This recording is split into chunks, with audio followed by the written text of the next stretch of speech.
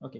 आता जे काही डार्विनिझम आहे तर डार्विनिझमला क्रिटिसाइज केलं गेलं, परंतु त्यांच्या फेवर मध्ये जे काही सायंटिस्ट होते तर त्या सायंटिस्टने काय केलं की नवीन त्या ठिकाणी एक्सपेरिमेंट केला.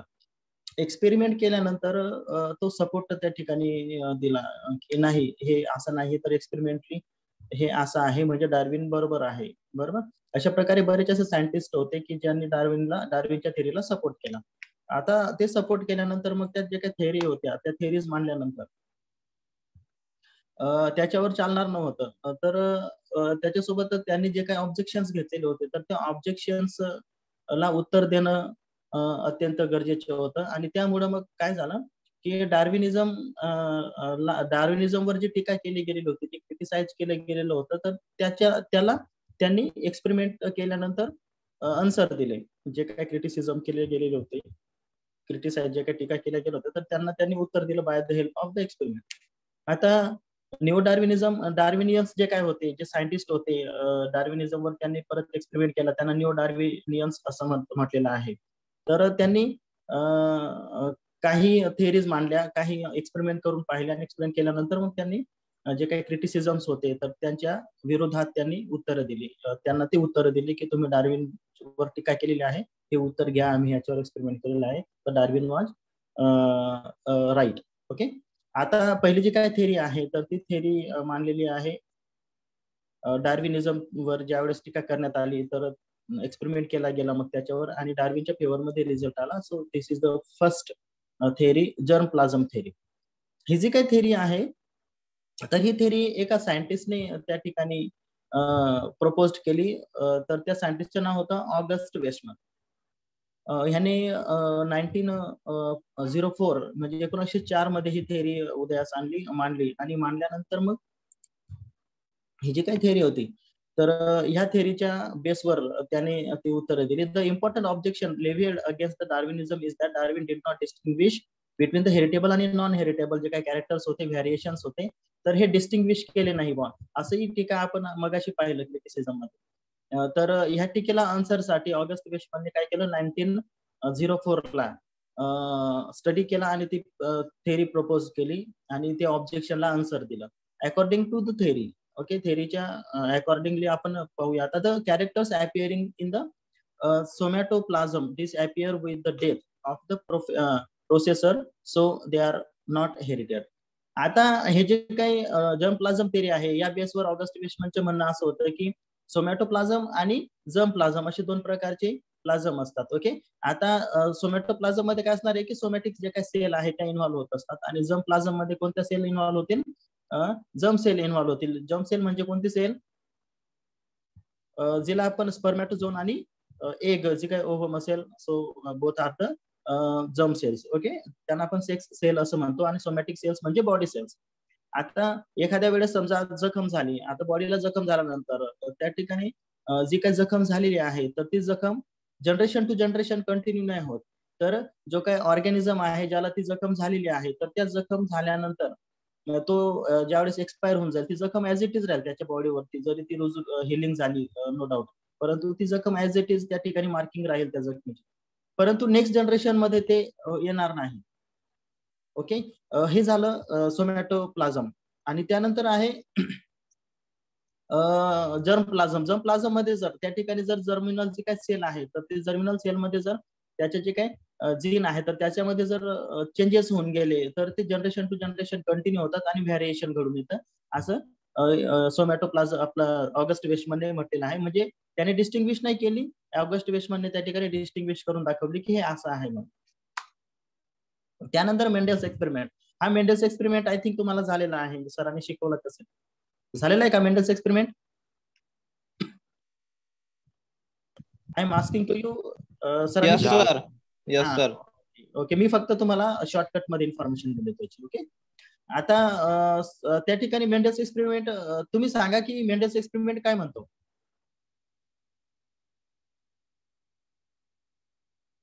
मेंडेल्स एक्सपेरिमेंट काय म्हणतो? Sir, law of inheritance. Law of inheritance आहे. ओके. म्हणजे त्याच्यामध्ये त्यांनी असं दाखवलेलं आहे की बा हेरिडिटरी कॅरेक्टर जे काय असतात तर ते कशा प्रकारे त्या ठिकाणी मिक्स जे काही पॅरेंटल कॅरेक्टर्स आहेत ते कशा प्रकारे मिक्सिंग अप होत असतात आणि येणारे जे काही जनरेशन असेल तर त्या जनरेशन मध्ये व्हॅरिएशन कसे घडून येतात. This is the Mendel's experiment, right? Yes sir. हा, आता he said that characters are determined by the factor, okay, determiners. त्याला आपण काय म्हणतो, जीन असं म्हणतो. आता जीन काय करतो त्या ठिकाणी, डिटरमाइन करतो, बरोबर, जे काही कॅरेक्टर्स आहेत ते डिटरमाइन करतो आणि the factors are transported through the gametes to the offspring. मग ते गॅमेट्स आता कोणते असणार आहेत? गॅमेट्स कोणते असणार आहेत? गॅमेट्स कोणते असणार आहेत? मेल अँड जे काही फिमेल. सॉरी. तर गोणे जे काही गॅमेट्स आहेत स्पर्म आणि ovum, okay, these are the gametes. आता गॅमेट्सच्या थ्रू ते काय होणार आहे, ते जे काही जीन्स आहेत ते ट्रान्सफर होतात, बरोबर. आता ट्रान्सफर झाल्यानंतर त्यांच्यामध्ये इंटरमिक्सिसची प्रोसेस होत असते. आता एम्फीमिक्सिसची ज्यावेळेस प्रोसेस होत असते तर पॅरेंटल मॅटर्नल कॅरेक्टर आणि पॅटर्नल कॅरेक्टर, ओके, दोघं या ठिकाणी इंटरमिक्स होतील आणि दोघं कॅरेक्टर इंटरमिक्स झाल्यानंतर जे काही तिसरं जे काही येणारं जे काही नेक्स्ट जनरेशन असतं तर त्या जनरेशन मध्ये दोघं कॅरेक्टर्स आपल्याला पाहाव्यास मिळत असतात. म्हणजे व्हेरिएशन आपल्याला त्या जनरेशन मध्ये पाहाव्यास मिळत असतं. He did a number of experiments on pea plants to prove his hypothesis, बरोबर. The result of his experiments are formulated in the form of law collectively called as the Mendel's law. हे तुम्हाला झालेल्या Mendel's law मध्ये F1 generation कशा प्रकारे तयार होत असतं आणि व्हेरिएशन कशा प्रकारे त्या ठिकाणी घडून येत असतं. ओके, नेक्स्ट आहे concept. Concept has the following principles. आता कन्सेप्ट कोणते आहेत? Each animals has a bundle of characters. Each character is control by the pair of gene. आपण मेंडेलचे एक्सपेरिमेंट बघतोय. Okay, the two genes of a character, one is dominant आणि another is recessive. Okay, alleles segregate during the gamete formation. Gene assort out independently during the gamete formation. Okay, हा Mendel's लॉच्या principal आहेत हे. त्यानंतर असणारे variations. आता variation मध्ये काय असणार आहे की जे काही कॅरेक्टर आहे, जे काही जनरेशन आहे तर त्या जनरेशन मध्ये व्हेरिएशन कसं घडून येत असतं आणि नेमकं काय घडतं त्या ठिकाणी, कोणते कोणते फॅक्टर त्या ठिकाणी रिस्पॉन्सिबल ठरत असतात.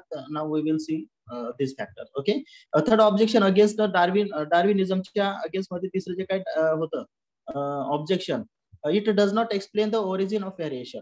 त्यांनी व्हेरिएशन कसं घडून येतं हे त्यांनी सांगितलंच नाही बुवा डार्विनिझमने. तर डार्विनने तर त्यासाठी एक्सपेरिमेंट केला गेला व्हेरिएशन वरती आणि नाव the origin of variation is clearly understood. याच्यामध्ये काही फॅक्टर्स आहेत. म्युटेशन फॅक्टर आहे, रिकॉम्बिनेशन आहे, हायब्रिडायझेशन आहे, जेनेटिक ड्रिफ्ट आहे, आयसोलेशन आहे, फाउंडर्स इफेक्ट आहे आणि मायग्रेशन अँड जीन फ्लो आहे. हा, फ्लो नाही, फ्लोवर नाही, जीन फ्लो आहे. करेक्ट करतो त्याला, फ्लॉवर झालेलं आहे ते.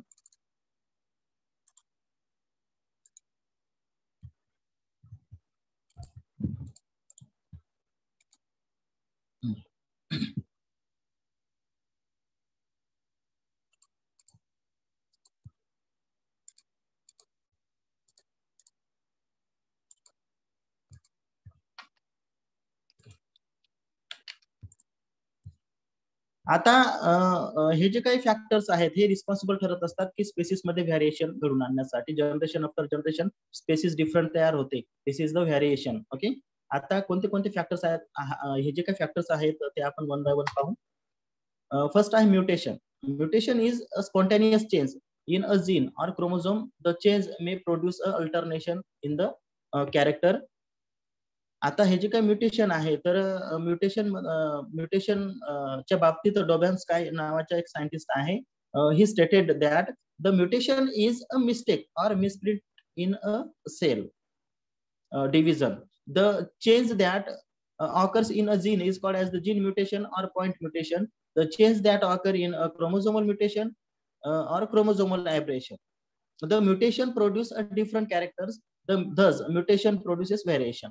आता ज्या वेळेस सेल आहे, सेल डिव्हिजन होत असताना जे काही कॅरेक्टर्स आहेत त्या कॅरेक्टर्स मध्ये काय होणार आहे, व्हेरिएशन घडून येणार, म्युटेशन घडून येणार आहे. म्युटेशन केव्हा घडून येईल, ज्यावेळेस कॅरेक्टर्स डिफरंट कॅरेक्टर त्या ठिकाणी ऍड होईल.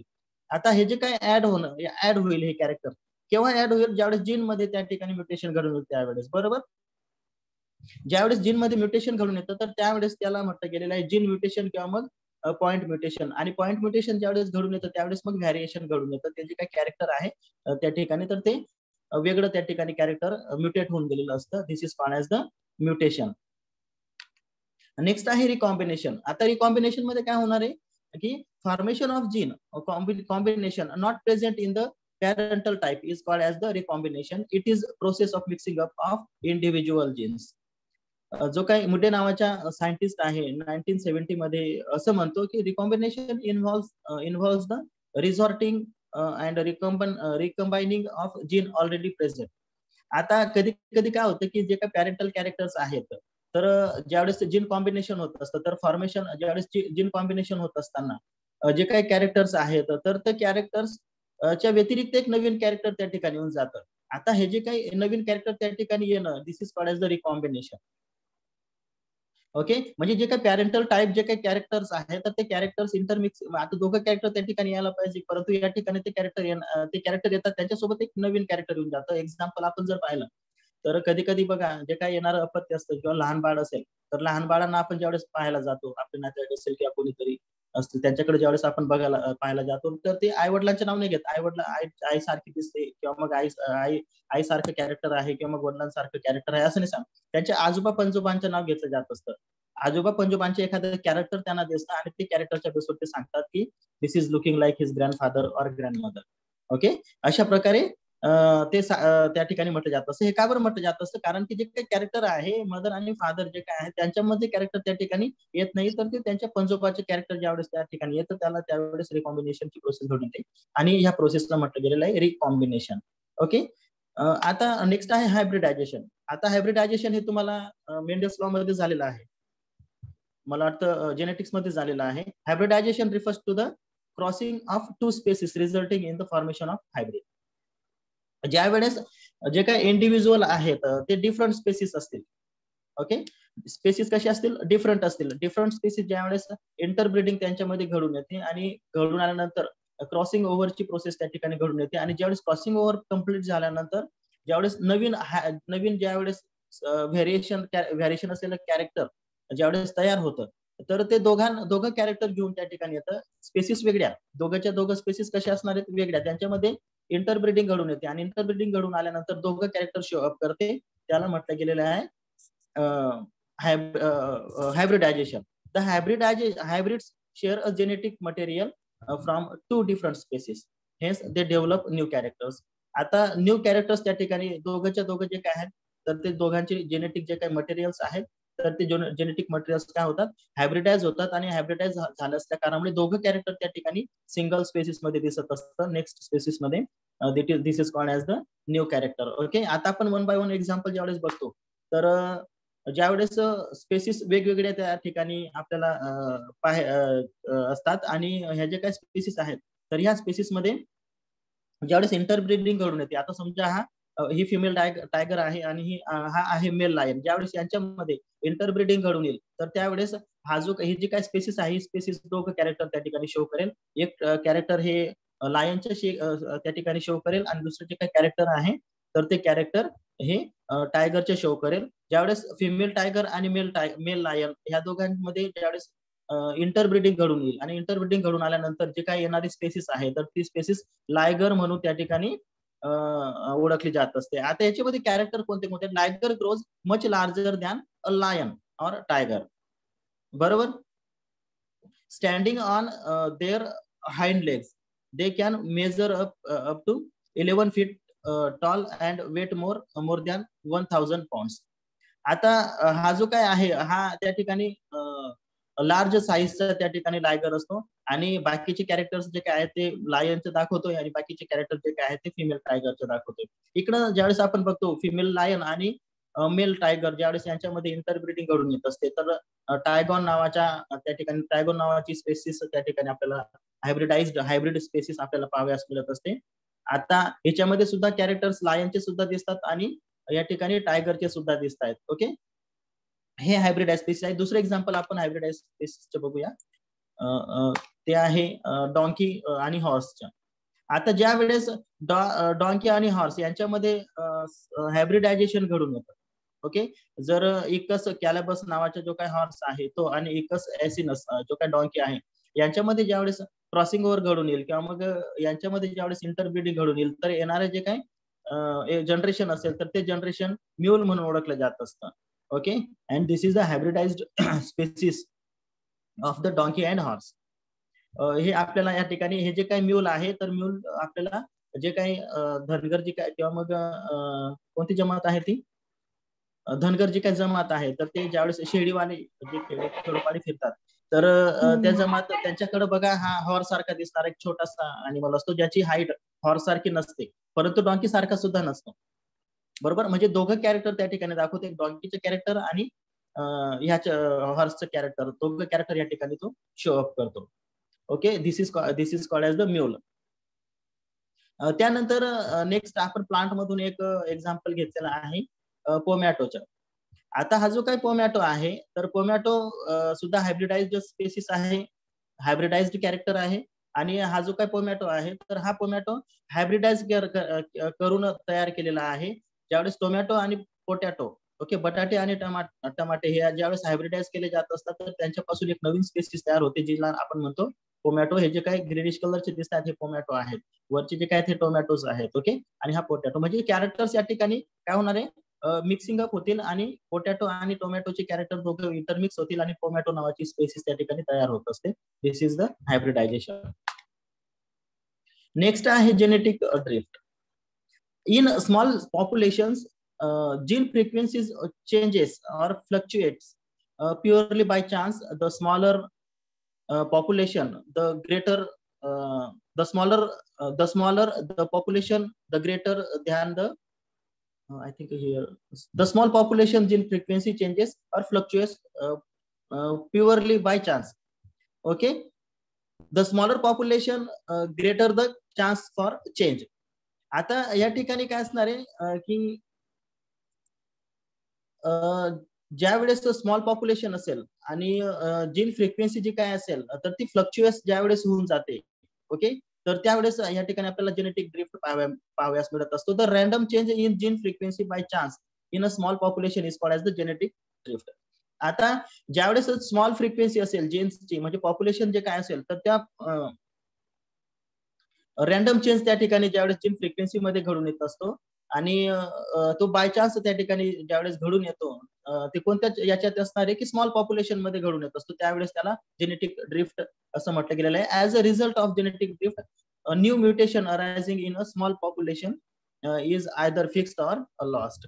आता स्पेशल छोटस त्या ठिकाणी पॉप्युलेशन असेल आणि त्या पॉप्युलेशन मध्ये ज्या वेळेस जीन फ्रिक्वेन्सी त्या ठिकाणी काही जे काही पॉप्युलेशन मध्ये काही जे काही अॅनिमल असतील किंवा मग जे काही मेंबर असतील त्या पॉप्युलेशनचे, त्यांच्यामध्ये ज्यावेळेस रँडमली चेंजेस त्या जीन फ्रिक्वेन्सी मध्ये घडून येतात, तर त्यावेळेस मग ह्याला जेनेटिक ड्रिफ्ट असं म्हणतो आपण. तर हे जे काही जेनेटिक ड्रिफ्ट आहे, तर या जेनेटिक ड्रिफ्ट मध्ये जे काही पॉप्युलेशन ज्यावेळेस चेंजेस घडून येतील, तर चेंजेस घडून आल्यानंतर हे जे काही कॅरेक्टर असतात हे एकतर फिक्स्ड असतील किंवा मग त्या ठिकाणी लॉस्ट होण्याची शक्यता, म्हणजे एखाद्या वेळेस ते जे काही कॅरेक्टर्स आहेत ते कमी होऊन जातात किंवा मग एखाद्या वेळेस ते त्या ठिकाणी फिक्स होऊन जातात आणि नेक्स्ट जनरेशन मध्ये कंटिन्यू ते होत असतात. ओके, त्यानंतर आहे आयसोलेशन. आता हे जे काय आयसोलेशन आहे, तर आयसोलेशन तुम्हाला माहितीच आहे, आता सध्याच्या कंडिशन मध्ये आयसोलेशन हा जो काय वर्ड आहे हा जास्त फेमस झालेला आहे 1 वर्षापासून. होम आयसोलेशन आपण त्याला बोलतो. ओके, 2 प्रकार असतात, एक क्वारंटाईन प्रकार असतो आणि एक दुसरा isolation. Do you know the difference between isolation आणि क्वारंटाईन? सांगता येईल का? What is the meaning of isolation and what is the meaning of quarantine? Home quarantine आणि होम आयसोलेशन असे 2 प्रकार आहेत. नेमकं काय? बोला. आपण आयसोलेशन कंटिन्यू करू मग. ओके, ही समजणं अत्यंत आवश्यक आहे, isolation concept. What is the meaning of home quarantine and what is the meaning of isolation? सांगता येईल? सर, होम क्वारंटाईन मध्ये जो सिंगल पर्सन राहतो, तो एका रूम मध्ये असं त्याला सर्वाइव्ह करायला लागतं फॉर द 14 days. ओके, आणि आयसोलेशन म्हणजे आपल्या फॅमिली मधला एव्हरी पर्सन एक सेपरेट रूम मध्ये राहतो. ओके, एक्सप्लेन छान केलेलं आहे, कन्सेप्ट बरोबर आहेत, but both are the alternate. त्या ठिकाणी तू उलट करून दिलेला आहे, कन्सेप्ट जी काय आहे ती उलट केली. होम क्वारंटाईन मध्ये यस, आयसोलेशन मीन्स सेपरेट होऊन जाणं, स्वतःला त्या ठिकाणी सेपरेट करून घेणं, this is called as the isolation. आणि क्वारंटाईन मीन्स हे जे काय आहे ते सगळ्याच्या सगळे त्या ठिकाणी बांधले जाणं, त्या ठिकाणी त्याच एरियामध्ये थांबून जाणं, जिथं राहत आहेत त्या ठिकाणी सेपरेट, त्यांच्यामधनं वेगळा होणं. ओके, हे जे काय पर्सन असतात त्यांच्यामध्ये एखाद्याला काही प्रॉब्लेम आला तर तो तिथून आयसोलेट होऊन जातो, म्हणजे तो सेपरेट होतो. कन्सेप्ट लक्षात येते? हे त्या ठिकाणी यांच्यावर, ह्या व्यक्तीच्या त्यांच्यावर इफेक्ट झालेला आहे, म्हणून ते त्या ठिकाणी स्टॉप होणं, तिथं त्यांची हालचाल थांबवणं, म्हणजे बाहेरनं फिरणं, दिस इज द क्वारंटाईन. आणि त्यानंतर मग त्यांच्यामधनं ज्या व्यक्ती अफेक्टेड आहे तो त्या ठिकाणी दूर होणं, ओके, लांब होणं, this is called as the isolate. म्हणजे तो आयसोलेट होतो तिथून, ओके, सेपरेट होतो. ओके, आयसोलेशन त्याला बरोबर आहे कन्सेप्ट. फक्त आयसोलेशन जो अफेक्टेड व्यक्ती असतो तो आयसोलेट होतो, आणि जे कॉन्टॅमिनेशन मध्ये आलेले असतात तर ते जे काही मेंबर्स आहेत ते क्वारंटाईन होऊन जातात. ओके, आता okay, isolation it is the separation of individual. बघा मी तुम्हाला सांगितलं की इट इज, तो त्या ठिकाणी निघून जातो, सेपरेशन त्याच्या होऊन जातो, of a species by some barrier which prevent interbreeding. Geographical isolation caused by two populations to be separated. The geographically separated populations are called as the allopathic populations. आता या ठिकाणी आयसोलेशन मध्ये म्हणजे जे काही पॉप्युलेशन आहे तर त्या पॉप्युलेशन मधनं हे जे काही इंडिव्हिज्युअल्स असतात तर ते इंडिव्हिज्युअल्स काय होणार, तिथून त्या पॉप्युलेशन मधनं, लार्ज पॉप्युलेशन मधनं हळूहळू सेपरेट होऊन जातात. आणि सेपरेट कशामुळे होतात, ती एक बॅरियर त्या ठिकाणी तयार होऊन जातात. ओके, एक बॅरियर असते, मग ती जॉग्राफिकल बॅरियर असेल, जॉग्राफी म्हणजे मोठे मोठे माउंटेन असू शकतात, व्हॅली असू शकते, किंवा मग रिव्हर असू शकते, किंवा मग त्या ठिकाणी आपण त्याला ओशियन असू शकतो, कोणताही, पण ते जॉग्राफिकल बॅरियर मुळे ते काय होतात, त्या ठिकाणी सेपरेशन, म्हणजे पॉप्युलेशन सेम होतं, परंतु काहीतरी कारणास्तव काय झालं की मध्यच्या त्या ठिकाणी एक बॅरियर तयार झाला, आणि बॅरियर तयार झाल्यानंतर ते मायग्रेट झाले इकडच्या साईडला, दुसऱ्या ठिकाणी मायग्रेट झाले, आणि मायग्रेट झाल्यानंतर त्या ठिकाणी ते राहू लागले, दिस इज द आयसोलेशन. आता ज्यावेळेस जॉग्राफिकल जे काही फॅक्टर असेल त्याच्यामुळे जर ते सेपरेट होत असतील, so this is called as the allopatric population. Okay, आता आपण एक्झाम्पल घेतलेलं या ठिकाणी पॉप्युलेशन जे आहे, तर आयसोलेशनचे एक एक्झाम्पल घेतलेलं आहे. हे जे काय या ठिकाणी आपण वरचे जे काही आहे, वरचे जे काही सर्कल दिसत आहे तर त्या ठिकाणी ओरिजिनल बीटल, आपण जे काही बीटल्स आहेत तर त्यांचे एक्झाम्पल घेतलेलं आहे. बीटल्स माहिती आहे ना, जे छोटे छोटे किडे असतात, आणि हे जे काही किडे आहेत तर हे किडे, यांना 6 पाय असतात, त्यांना काही कारणास्तव ज्यावेळेस एखाद्या वेळेस आपल्याने बाय मिस्टेक पाय ठेवला गेला तर त्यांचा आवाज कटकन आवाज येतो, त्यांच्या बॉडी मधलं जे काही स्केलेटल आहे त्या तुटण्याच्या किंवा पंख तुटण्याच्या. माहिती आहे तुम्हाला बीटल्स, ज्यांचे जे काही माउथ पार्ट्स आहेत हे बायटिंग टाइप असतात, सॉरी चेविंग टाइप असतात, मॅन्डिबुलर टाइप माउथ पार्ट्स त्यांना असतात. हे जे काही बीटल्स आहेत हे बीटल्सचं एक्झाम्पल आपण या ठिकाणी घेतलेलं आहे. आयसोलेशन कसं घडून येतं. ओके, आता ओरिजिनल बीटल पॉप्युलेशन आपण बघतो, हे सगळेच्या सगळे एकत्र आहेत. ओके, एकत्र आहेत, त्यांचे ते जे काही स्पीसीस आहेत ह्या सेम आहेत, त्यांच्यामध्ये इंटरब्रीडिंग घडून येते. ओके, ते एकमेकांमध्ये इंटरब्रीड करू शकतात. ओके, त्यानंतर या ठिकाणी एक रिव्हर गेली, आणि रिव्हर गेल्यानंतर हे जे काही पॉप्युलेशन आहे या पॉप्युलेशन मधून 2 या ठिकाणी ग्रुप पडून गेले, आयसोलेट झाले, यांच्यामधनं हे आयसोलेट होऊन गेले, किंवा यांच्यामधनं हे आयसोलेट होऊन गेले. ओके, दोघं या ठिकाणी काय झाले, आयसोलेट झाले, सेपरेट झाले. आता काही कालांतराने हा जो काही ग्रुप आहे तर ह्या ग्रुपमध्ये, म्हणजे हा आयसोलेट झालेला ग्रुप आहे. ओके, आता हा जो काय आयसोलेट झालेला ग्रुप आहे तर ह्याच्यामध्ये चेंजेस घडून आलेले आहेत. कलर या ठिकाणी बघा, स्पेसिस मध्ये चेंजेस घडून आलेले आहेत. आफ्टर मॅनी जनरेशन इच पॉप्युलेशन इव्हॉल्व्ह जेनेटिक डिफरन्सेस. आता जनरेशन आफ्टर जनरेशन या ठिकाणी बघा, दोघं पॉप्युलेशन्स मध्ये काय झाले, सेपरेशन तर होऊन गेलेलं होतं, परंतु यांच्यामध्ये जनरेशन आफ्टर जनरेशन बरेच जनरेशन गेल्यानंतर दोघांमध्ये चेंजेस घडून आलेले आहेत.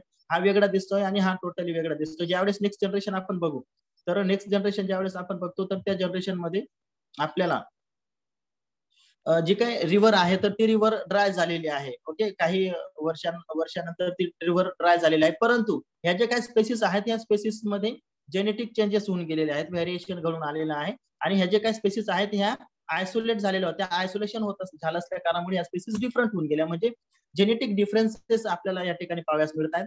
आता ह्या जे काही जेनेटिक डिफरन्सेस झालेल्या काही स्पेसिस आहेत या यांच्यामध्ये जे काही इंटरब्रीडिंग आहे ती घडून येणार नाही, कारण की यांच्यामध्ये आयसोलेशन घडून आलेलं होतं, स्पेसिस जी काय आहे ती स्पेसिस वेगळी तयार झाली जनरेशन आफ्टर जनरेशन, आणि यांच्यामध्ये आता इंटरब्रीडिंग घडून येणार नाही. फक्त हा जो काही ग्रुप आहे या ग्रुपमध्येच फक्त इंटरब्रीडिंग घडून येईल.